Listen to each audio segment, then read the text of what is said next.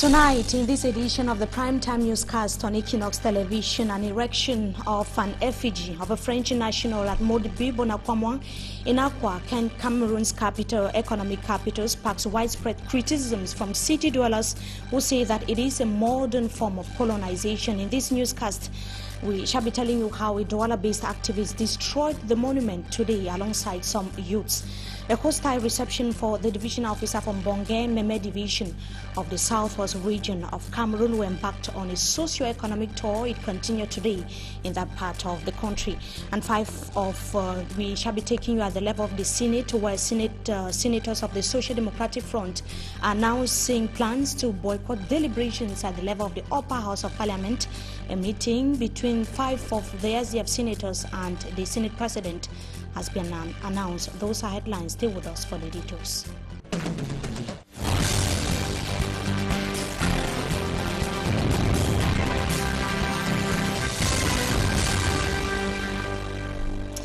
Once again, good evening to you, ladies and gentlemen. There was chaos this morning at Carrefour Equinoxe in Mobile, Bonakwamwa, Accra, Douala, after a statue that was erected by the government delegate to the Douala City Council was brought down by social activist Andre Blaise Esama.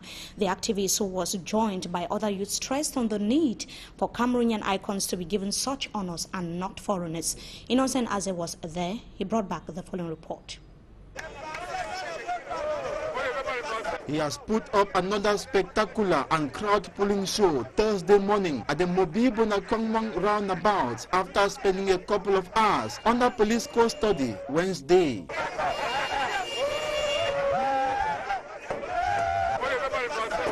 Andre Blaise Esama, social activist, brings down the monument of a French national, Sylvie Blocher, erected Wednesday after being detained temporarily for the ceremony to move on hitch-free. Esama began the demolition exercise alone, but morally supported by hundreds of bike riders. Unable to walk down the monument with his weight, then came 2 men who assisted. Synergistically, the monument of the foreign national with the title on it, "Even if I do not have the right, I apologize," finally fell down. The crowd began to swell, hailing Esama for his brave action. Police elements who were controlling traffic jam could not stop him.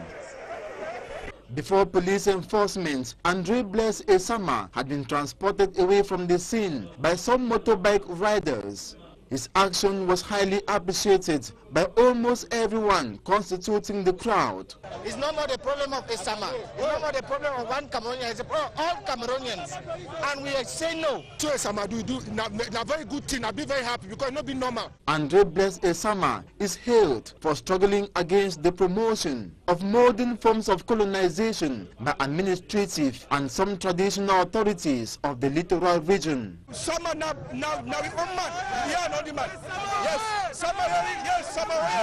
It is the wish of the social activists as well as the population to see the erection of monuments projecting Cameroonians who fought for the independence of the country, or monuments of Cameroonian icons. And today they want us to get up from our slumber and imagine and accept. We should accept someone that is not even of our nationality. We cannot control to accept this. They should know that Cameroonians are no more sleeping. Ça c'est insulter la mémoire du Camerounais, c'est pas juste. When they put monument where people where they don't die for we. Le Bahoum Yobel, le Wanshi, Mounier, Douala Magabel, le Kinakwa, Matin Paul Samba, them put na them statue. Le Shala Tangaradem. Whatever be the case, tension at Mobile Bonakwamwa roundabout, also called Carrefour Equinoxe, lasted close to 3 hours after the destruction of the monument. It should be recalled, it was around the roundabout last year that the monument of John Foncha, erected by Andre Blaise Esama, was demolished and put away by security forces. An impression foreigners are honored in Cameroon than Cameroonians who have shed their blood for the liberation of Cameroon. As innocent as reported, Andre Blaise Sama is not doing so for the first time. He did that. That was exactly 1 year ago. In December 2016, he termed the move by the government delegate to the Douala City Council as scandalous, that the government could encourage such a move, whereas an attempt last December to erect a monument of Jongo Foncha was thwarted by the police. His view was shared by several Douala city dwellers who described it as modern form of colonization. Let us hear them in the following excerpt. Cameroonians are awake. Cameroonians are listening. Cameroonians are hearing. They are about to act. They should accept Cameroonians. They should accept their ways. The delegate of Douala is not being voted by the people. It is being nominated by the President of the Republic.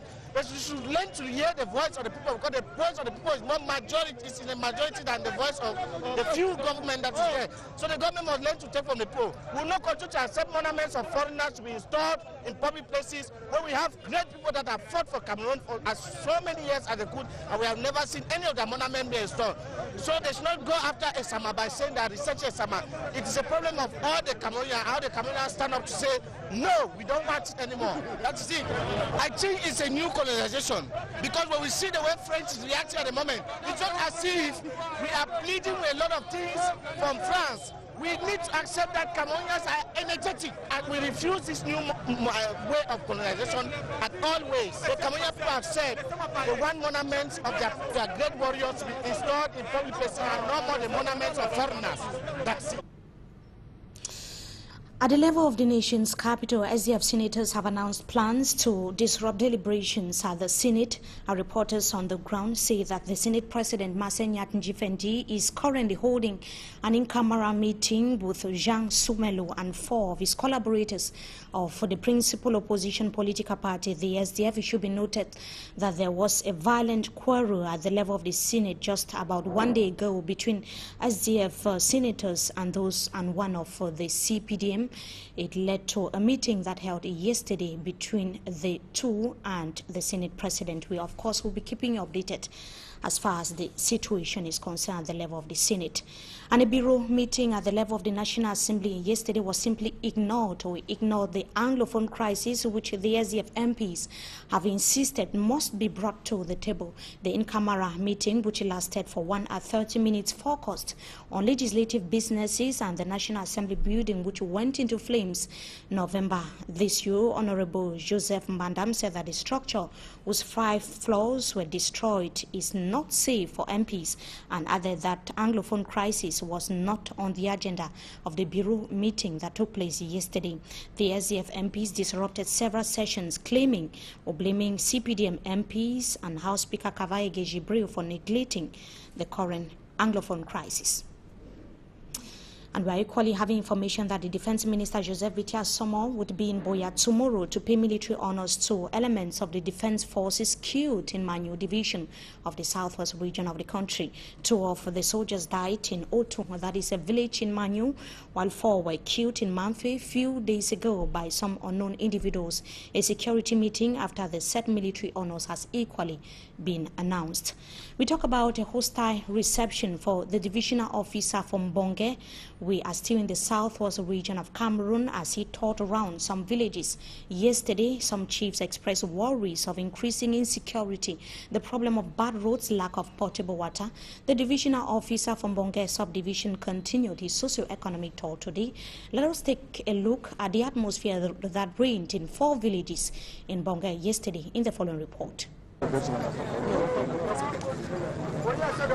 The divisional officer from Bonge subdivision made a stopover in 4 villages on day 1 of his Meet the People tour, but his presence was not welcomed by all.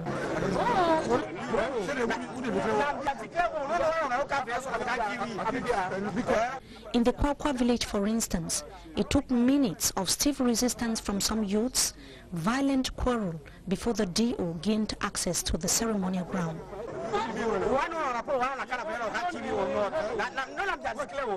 This Kwakwa resident in anger sought to know from the DO whether he was in the village to execute the head of state's order by arresting the youths. The duo's entourage tried in vain to calm him down until the civil administrator took time to explain that his mission was for peace and friendship.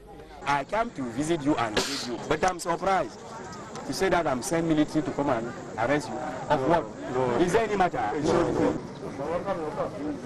At Kombone, the village chief frowned at what he called silence of the administration on the series of problems rocking the community. Our school structure don't be destroyed. So we ask an assistance from the government. Many schools here are without structures, despite several appeal letters sent to the administration. Children are not going to school who are on travel. Kids are not going to school.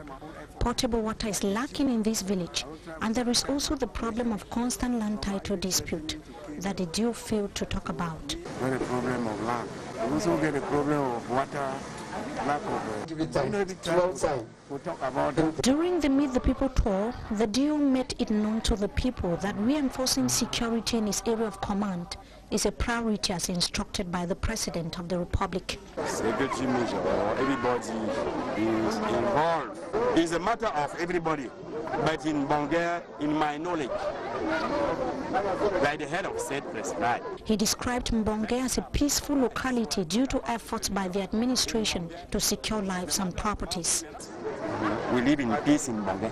I don't know if somebody, chief, let's say that, you know, say the DO, no, let's send the major, let's send the picture. Do you have any problem? Huh? Okay.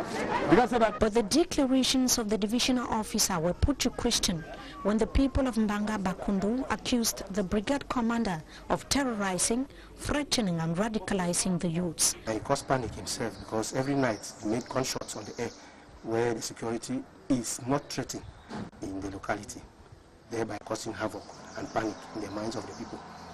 Certain time, he get them arrested. That Mbanga Bakundu is one of those villages where the Anglophone crisis is at its peak, so the population is not very happy. The passage of the duo in these villages paints a clear picture of the current state of minds of Anglophone Cameroonians. Is expected to visit. And it is not only the Anglophone crisis that the administration in the northwest and southwest regions of the country have to worry about. There is the problem rocking chiefs as well as associations grouping chiefs or traditional authorities. We take you now to the situation in Moyoka, that is a division in the southwest region where some 3 chiefs in Fako dragged 4 of their peers to court for defamation of character. Hearing in the case took place. That was yesterday at the Moyoka Court of First Instance. Derek Jato was there. He brought back the following report. Moyoka Court of First Instance, Wednesday, December 6, 2017. Barrister Bache, I came here and I entered appearance for the civil parties in the matter. That is for Chiefs Ekum, Mafani and E.E. Monono. And these are the prosecution witnesses, Chief Etina Monono, Chief Nje Martins Mafani, and Chief Ekum Epopa Samuel. They have brought their peers, Chief Njombe Johnson, Chief Njike Richard, Chief Nje Mandenge, and Chief Mokutonje Duanes, before the Moyoka Court of First Instance, claiming them 50 million for defamation of character. We are in the right place, a place where the law will be expounded. They are saying that our clients have defamed them, that their characters are questionable and unconstitutional. Well, so that they have to establish it. The defendant pleaded not guilty before Justice Mukosa, President of the Moyoka Court of First Instance, and the case was adjourned to January 2018. We are all counsel for the defense for the matter that came up today. We want to say that today we came vibrating energy to go on with the matter, be that as the state of Cameroon was not ready. The Fako chiefs wrangling that is today in court emanated from the enlarged executive meeting of the Fako Chiefs Conference last March 9, 2017 that saw the suspension of the complainant from all activities of the Fako Chiefs Conference for misconduct. After the decision, 1 day later, Chief Epupa Samuel Ekun challenged the decision on the media. They held a meeting yesterday and they say we have been suspended. They don't have any power to suspend us from the meeting. But Chief Richard Ndike, the Secretary General of the FACO Chiefs Conference, maintained that the executive act per the FACO Chiefs Conference Constitution. Yes, it was a disciplinary council that sat and Judge the man worked on it and derived to this. I think it was fair. No bias on that. And the matter is today in court. The next hearing comes up the 23rd day of January 2018. And the Mercy Ship's humanitarian mission to Cameroon has so far conducted 1,000 surgeries in the country at a mid-evaluation meeting that took place in the city of Douala. That was today. Officials of the said mission said that some challenges in the northern parts of Cameroon hindered the achievement of greater results. Babla Jonathan tells us more in this report. It has been a challenging operation for the Mercy Ship's humanitarian mission, particularly in the northern regions of Cameroon, where challenges including uneasy communication flow and the hesitant character of the population have slowed down activities of the organization. It is very difficult for us to communicate in the north and far north regions. There is a problem of language. People are afraid to enter the ship for a surgery. However, palpable and sometimes astonishing results of their healthcare activities have been resolving these setbacks gradually. There are people with 3 to 4 kilograms of tumor on their heads, children of 7 to 8 years old who have never walked, and they come out of the hospital walking. When they go back to the village, people exclaim, "The ship is good, we will go there." 4 months have elapsed since the African Mercy anchored at the Douala seaport in August. Men and women from different government ministries and international humanitarian organizations have been at work providing health care to more than 1,000 patients. As of today, there have been 1,100 surgeries performed on board the ship.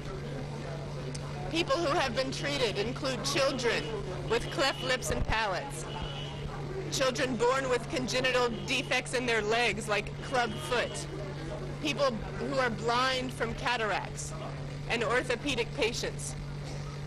Men, women, and children with cataracts have had their vision restored so that they can see. As of today, there have been 679 cataract surgeries performed. The doors of the African Mercy are still opened to side defect and obstetric fistula patients. Additional appointments for people in need of cataract surgery who are suffering from blindness are still available. Mondays and Tuesdays at the Artisanal Village in Yassa, you may be screened for cataract surgery.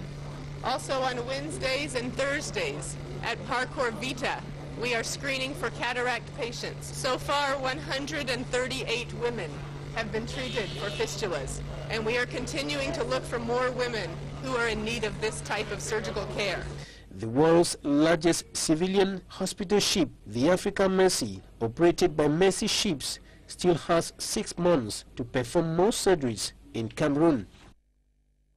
And before we continue, we have this information briefly. The unavailability of BCG vaccines has been announced by the Public Health Minister Andre Mamafoda in hospitals across the national territory.